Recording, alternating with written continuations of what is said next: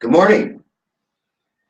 Today, I'm going to give you two topic segments, and I want you to take the time to listen to both. Maybe not at the same time, but certainly I want you to see and experience both of these. They're both great pieces of information. It's like an old physician I used to know in Texas once told me. He said, "Son, you're not going to tell me anything I don't already know. You're just going to remind me of what I might have forgotten." And that's what I may be doing with you guys today. So I want you to saddle up and I want you to hear about how you're going to treat yourself in the emergency room of your own home if you have an occurrence of acute low back pain. Then I'm going to follow it up with a second series on what do you do if that low back pain doesn't resolve uneventfully and you end up in the chiropractic room. So let's get going. Emergency room care for low back pain. First of all, we'd like to do a lot of things upstream, but we don't. And one day, for whatever reason, and however we do it, you feel this sharp, shooting, stabbing pain, and you almost are paralyzed, and you reach out to grab something because you're going to fall down. And it is so painful and so disabling. Have any of you been there? So I'm going to give you some steps. So here's the first of 5 steps. You can write these down. Step number 1, don't panic. Don't panic. You're not dying. Just freeze for that one moment. Take a breath, stabilize yourself, and then let's move on to step number 2.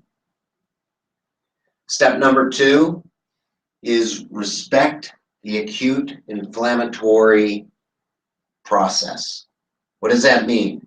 It means that if you pinched that nerve, which is probably the thing that caused you to feel paralyzed and all the pain you're feeling, you have to know that for the next 48 hours, there's going to be an inflammatory process that you're just going to have to respect and work with. So how do you do that? That's the big issue, isn't it? Well, number 1, get into a rested position. And of course, that can be lying flat on the floor, but be careful because you've got to be able to get up or have assistance to get up. Or it may be resting in bed, or it may be doing what I call a static back posture. And a static back posture means that you're lying on your back with your knees up in a 90-degree position, right? So your thighs are up here, and then your feet are out here, and they're resting on maybe some pillows or maybe some cushions, but that's called a static back position. That'll take some of the pressure off your back during these 48 hours. Next, ice or heat. Which is it, ice or is it heat? I have one simple rule. Sharp stabbing pain, use ice. Dull, achy, soreness, use heat. Great, got it. How much? 10 to 20 minutes max, especially on the heat, because you don't want to increase the swelling in the area. Typically, in the acute phase, the pain is sharp, it's stabbing, so you'll use ice. Usually 24 to 48 hours later, move to heat.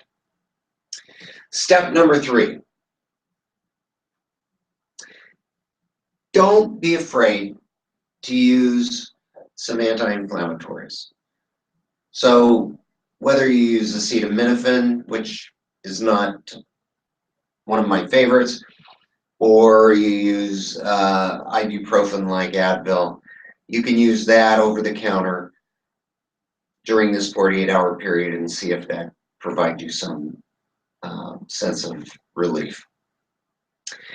But now we're going to get to that point where we're now 48 hours down the road and it's time to do something new.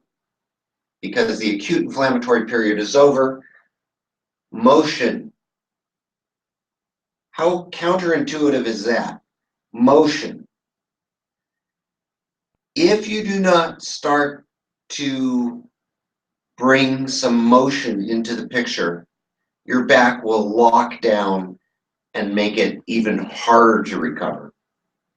So in our next segment, I'm going to teach you what I call the bridge to the tilt to the bridge. And these are two simple movements that will begin to allow you to take the spine and literally bend it down gently, and then to bend it up gently, and then to bend it back down gently in a very controlled, easy manner that will begin to start unlocking your spine. Simple, simple emergency room thing to do. And what's the last thing? The last thing I want you to do is begin to walk. So get up, go outside, and walk down the sidewalk. Even ground only, but I want you to walk for at least 5 minutes in one direction, 5 minutes back in the other direction. As slowly as it is, take that time and begin to move. All right, so I want you to dial into the next segment, and we're going to move from the emergency room to the chiropractic room. Thanks for listening.